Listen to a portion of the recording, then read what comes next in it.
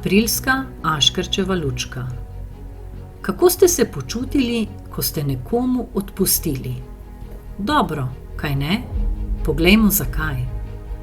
Kadar nas kdo prizadene, užalosti ali grdo govori o nas, se najprej ne počutimo najbolje. A mi sedaj že znamo spremeniti misli, odsloviti zamere. A vseeno poglejmo, kako najlažje odpustimo. Ko sprejmemo to, kar nam je nekdo prizadejal, kot misel, ki jo nosimo s seboj in nam onemogoča, da bi se imeli lepo, se lahko zavemo, da lahko to misel spremenimo in tej osebi odpustimo. Zakaj je odpuščanje koristno?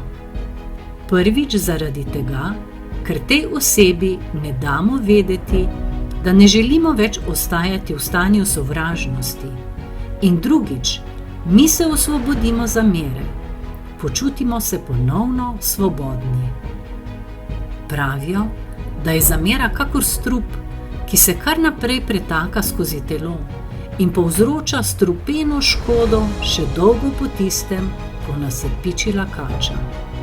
Ugriz ni tisti, ki nas ubije, ubije nas strup.